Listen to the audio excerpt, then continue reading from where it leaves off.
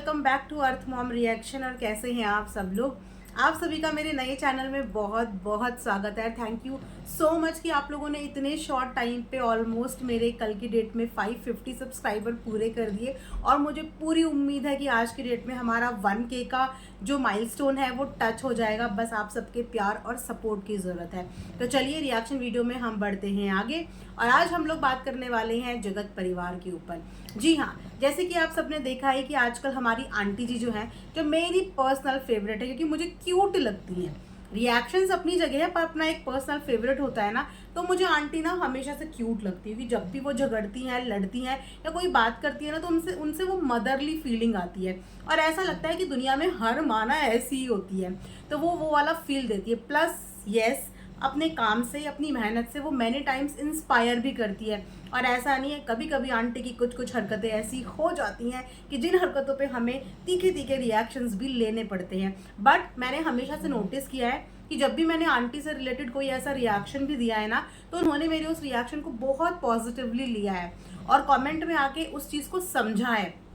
तो इसे कहते हैं कि जब आपको कोई रिएक्शन चैनल कोई चीज़ समझाने की कोशिश करता है या फिर आपकी कोई गलती आपको बताने की कोशिश करता है, तो आप उस गलती को कितनी पॉजिटिविटी के साथ लेते हैं। तो आज हम बात करने वाले हैं आंटी के मेकओवर के बारे में। वैसे तो मेकओवर आजकल चर्चा का विषय बना हुआ है, बट हम आंटी के मेकओवर के बारे में ज़रूर बात करेंगे क्योंकि मैं देख रही थी आंटी के कमेंट सेक्शन में, जहाँ पे आंटी को पसंद करने वाले लोगों के कमेंट्स भी बहुत सारे थे, लेकिन वहीं पे आंटी का मजाक बनाने वाले लोगों के कमेंट्स भी बहुत ज़्यादा थे। कोई आंटी को कुछ कह रहा था, कोई कुछ कह रहा था कि इस उम्र में इनको स्ट्रेटनिंग करानी है, कोई कहता बूढ़ी घोड़ी लाल लगा। मतलब बहुत सारे ऐसे कमेंट्स वहाँ पे थे, जिन कमेंट्स को देखने के बाद मुझे लगा कि यार अगर ये मुद्दा इतना हाईलाइट हो रहा है तो मैं अपना एक ओपिनियन शेयर करती हूँ, और मुझे पता है कि आप सबको बहुत पसंद आने वाला है। तो चलिए आगे बढ़ते हैं वीडियो में। तो आंटी के बाल, जो कि देख के मुझे इतनी जेलस हो रही थी, इतनी जेलस हो रही थी, कहाँ हमारे बाल और कहाँ आंटी के बाल। गाइस, कमर तक बाल आ रहे थे इस उम्र में। सच में आंटी, टच वुड की मेरी ही नज़र आपके बालों को ना लग जाए। इतने सुंदर बाल, इतने सुंदर बाल। और जब वो बाल स्ट्रेट हुए ना तो उनकी लेंथ और बढ़ गई। ठीक है, तो बाल तो आंटी के खूबसूरत हैं ही। अब वो कड़वे तेल का कमाल है, और राइट नाउ आंटी ने बोला है कि वो नारियल तेल यूज करती हैं, अगर आंटी सच बोल रही हैं। बट अगर इसके अलावा भी कोई हिडन टिप्स है ना आंटी बालों के लिए, तो प्लीज हमें भी बता देना। ऐसा ना हो कि आपकी उम्र तक आते आते हम पूरे टकले ही हो जाए। तो थोड़ा सा बच्चों का भी ख्याल रखो, और जेन्युइनली जो टिप्स आपके पास है ना बालों को हेल्दी करने की, वो रामबाण, वो हमारे साथ भी शेयर करो। ठीक है, तो आंटी ने यहाँ पे कराया स्ट्रेटनिंग। जिस स्ट्रेटनिंग को देखने के बाद मल्टीपल लोगों के मल्टीपल रिव्यूज आंटी के लिए कमेंट सेक्शन में आए। कुछ लोगों को पसंद आए, कुछ लोगों को बड़े बुरे लगे। तो मैं यहाँ पे अपनी बात करूंगी। देखो, मुझे पर्सनली बहुत अच्छा लगा।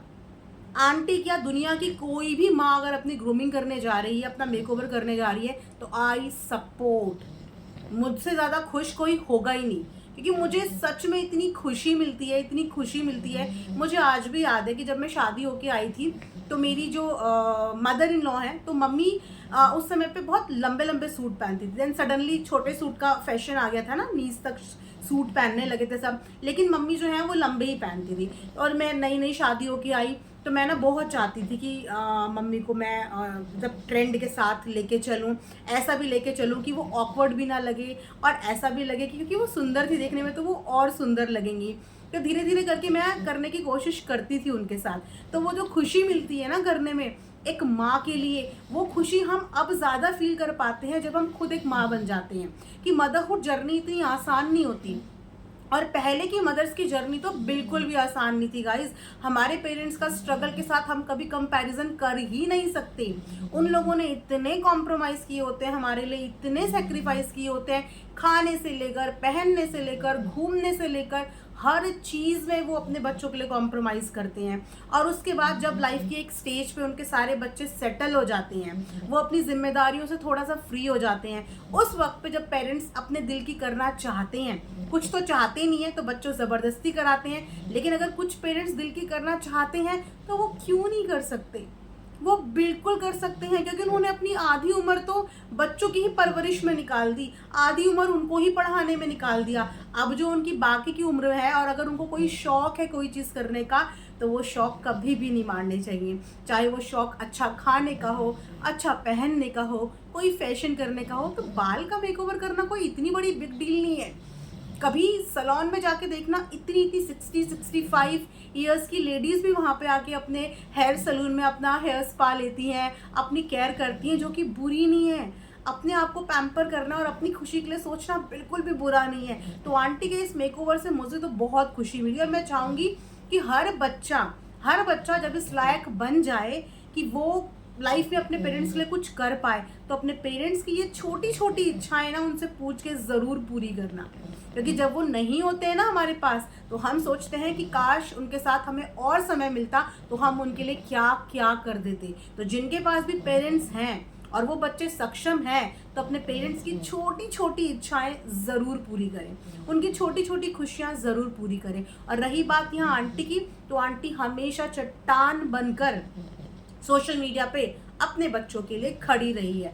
भले ही अपने बच्चों के लिए खड़े होने पे उनको क्रिटिसिज्म मिला, उनको नेगेटिविटी मिली, या फिर उनको ट्रोलिंग मिली, उनको इन किसी भी चीज़ से फ़र्क नहीं पड़ा, पर वो अपने बच्चों के साथ खड़ी रही। एक माँ की तरह, एक स्तंभ की तरह वो वहाँ पे खड़ी रही, और हर चीज़ अपने से होकर उन्होंने अपने बच्चों तक गुजारी है कि पहले हर चीज़ मेरे पे, उसके बाद मेरे बच्चों तक पहुँचे। तो वो हर टाइम पे एक माँ की भूमिका निभाती हुई नज़र आई हैं, और ऐसा भी कभी नहीं रहा कि वो अपने एक बच्चे की तरफ ज़्यादा डिवोटेड रही हो। वो अपने घर की एक वो कड़ी है ना, जो इन तीनों बच्चों की डोर को बांधे रखती हैं, वरना इस घर के बच्चे बिल्कुल बेलगाम हैं। और अगर आंटी का इनके सर पे हाथ, या बोलिए ये वाला हाथ ना हो ना, तो ये सब तीनों के तीनों अलग अलग दिशाओं में भाग जाएंगे। वो इनके बीच की कड़ी आंटी ही है, जो चाहे डांट के, चाहे प्यार से, चाहे समझा के, चाहे ताने मार के इनको बांध के रखती है, वो आंटी ही है। अपने दोनों बेटों को, अपनी बेटी को, एक टाइम पे इनका परिवार पूरा बिखर गया था, पूरा टूट गया था। भाई भाई एक दूसरे के दुश्मन, बहन भाई से नहीं मिल रही है, भाई बहन से नहीं मिल रहा है, तो वो टूटता हुआ परिवार एक माँ ने अपनी आंखों से देखा है। उस समय पे उस माँ पे क्या गुजरती होगी जब उसकी आंखों के सामने उसका परिवार टूट के बिखर रहा था। तो आज जब उनको इतना बड़ा लाइफ का झटका लगा है, और उन्होंने जैसे जैसे करके अपने परिवार को वापस से समेटा है और वापस से साथ में लाई है, तो आज भी उनकी वो घबराहट दिखती है। इसीलिए वो अपने बच्चों के ऊपर हमेशा गुस्सा करती रहती हैं, और बच्चों और माता पिता के बीच में ये नोक-झोंक चलती भी रहती है। और जब आंटी को ये जगत भैया छेड़ते हैं ना, तब आंटी का एक्सप्रेशन देखा करो, बिल्कुल ऐसा लगता है जैसे कि अपनी मम्मी बैठी हुई है। वो इस कदर अपनी मम्मी को जान के इरिटेट कर देते हैं। लेकिन जगत भैया कंटेंट लेने आते हैं आंटी से, हाँ ये सबको पता है, बहुत अच्छे से दिखता है। लेकिन हम सबसे ज़्यादा ना ये आंटी को दिख जाता है कि ओहो आ गया मेरे पास कंटेंट लेने, पक्का अपना व्लॉग एंड करने आया होगा। तो जो जो उस समय पे जगत भैया आंटी को छेड़ रहे होते हैं ना, जो जो डायलॉग मार रहे होते हैं या जो जो टॉन्ट मार रहे होते हैं, आंटी उस समय जवाब नहीं देती। आप गौर करना, आंटी करती है अच्छा अच्छा, क्योंकि आंटी सोचती है अगर मैंने यहाँ जवाब दे दिया तो मैं अपने व्लॉग में क्या दूंगी। तो बेटा रुक, तू मेरे से कंटेंट लेगा, मैं तेरी माँ लगती हूँ रिश्ते में, मैं तेरे ही कंटेंट पे अपना व्लॉग छापूंगी। तो जगत भैया जितने भी टॉन्ट अपनी मम्मी को बैठ के जब माँ बेटे दोनों बात करते हैं, डायलॉग मारते हैं, तो आंटी वही चीज़ को टेपती है और अपनी वीडियो में उसी का पूरा कंटेंट छापती है। ऐसे कहते हैं माँ माँ ही होती है, माँ से आगे बच्चे नहीं निकल सकते। भले ही बच्चे कितने पढ़ लिख जाएं, लेकिन माँ माँ ही होती है भाई, जन्मदाता होती है। तो आंटी हमेशा ऐसी करती है, इन सारे बच्चों की बात का जवाब ना अपनी वीडियो के माध्यम से देती है। कभी टॉन्ट मार के, कभी कैसे मार के, टाइम टू टाइम अपने जो वो है ना मैसेजेस वहाँ पे कन्वे करती रहती है। लेकिन इस बार ना ये चीज़ एक्सपेक्टेड नहीं थी, जो इस बार हुआ वो उम्मीद नहीं थी। क्योंकि पहले आंटी का आना हुआ, और बीच में शायद मेरे व्लॉग्स मिस भी हुए थे कि आंटी का आना हुआ, और उसके बाद एकदम से यहाँ से आंटी ने तानेबाजी शुरू करी, वहाँ से वहाँ तानेबाजी शुरू हुई। उसके बाद मैंने देखा 2 दिन के बाद तो ये सब वहाँ पहुँच गए। तब मुझे समझ में आया कि अरे इन सब ने तो मिलके धप्पा कर दिया, सबने मिलके धप्पा कर दिया। बेसिकली सबके सब जो इकट्ठे वहाँ पे हुए हैं, जहाँ तक मैं समझ पाई हूँ, तो जो पूजा है सुचिता, उसके हस्बैंड का स्टोन का ऑपरेशन है, और इस वजह से सारी की सारी फैमिली इकट्ठी हुई है, क्योंकि उस बीच में बच्ची का बर्थडे भी था, है ना। और घर में अभी इनका एक ही बच्चा है, तो जाहिर सी बात है वो बच्ची सबकी लाडली होगी, मतलब बिटिया घर में एक ही है, तो वो सबकी लाडली होगी। जो रिश्ते पहले वो नहीं निभा पाए किसी की वजह से, अब उन रिश्तों को निभाने में वो कोई भी कसर नहीं छोड़ रहे हैं। छोटी छोटी खुशियां अपनी सेलिब्रेट करने की कोशिश कर रहे हैं विद इन द फैमिली, क्योंकि पूजा को भी अपनी सारी खुशियां अपने परिवार के साथ मनानी पसंद है। पूजा को कभी भी इंटरेस्ट नहीं रहा किसी भी क्रिएटर पार्टी का। उसको ज़्यादा खुशी मिलती है जब कोई भी function with in the family celebrate होता है। तो यहाँ पे बच्चे के बर्थडे के लिए भी सारे के सारी फैमिली वाले आ गए। लिटरली मुझे बहुत अच्छा लगा कि चलो बहन की खुशी में दोनों के दोनों भाई साथ में मम्मी आ गए, और उसके बाद उनके हस्बैंड का ऑपरेशन भी है, तो दोनों चीज़ें मैनेज हो जाएंगी और पूजा के लिए भी बहुत हेल्प हो जाएगी, क्योंकि पूजा ने भी टाइम टाइम पे अपनी बेटी होने का फ़र्ज़ निभाया है, बिल्कुल निभाया है, हर वक्त निभाया है। तो जब उसको ज़रूरत है तो उसका मायके वाला परिवार उसके साथ क्यों नहीं खड़ा होगा, है ना। तो ये सारी चीज़ें मैंने व्लॉग में देखी, जो देख के मुझे काफ़ी अच्छा लगा, काफ़ी पॉजिटिविटी लगी। और भगवान करे कि हर भाई बहन का रिश्ता ऐसे ही बना रहे, कभी कोई भाई बहन के रिश्ते के बीच में ना आए, कभी भी कोई हंसते बसते परिवार के बीच में ना आए। क्योंकि जब एक परिवार बिखरता है ना, तो सबसे ज़्यादा दुख उस माँ को होता है जिसने वो बच्चे अपने पेट से जन्मे होते हैं। वो अपने आँखों से जब अपना टूटता हुआ परिवार देखती है ना, तो उसका कलेजा उतनी बार टूटता है ना। तो माँ को हमेशा खुश रखो, क्योंकि माँ ही होती है, और जब वो नहीं होती है ना, तब कैसा लगता है ये आप सब समझ ही सकते हो। तो अपनी माँ को जितना खुश कर सको उतना खुश करो, और मेरे पीछे के बैकग्राउंड के खराटों को इग्नोर करो, क्योंकि मेरा पेट ठीक यहीं नीचे लेटा हुआ है और बहुत ज़बरदस्त नींद में है और बहुत ज़बरदस्त खराटे मार रहा है। ठीक है, मिलेंगे नेक्स्ट वीडियो में, तब तक अपना ध्यान रखिए, लाइक शेयर एंड सब्सक्राइब ज़रूर कीजिएगा। Bye bye, take care.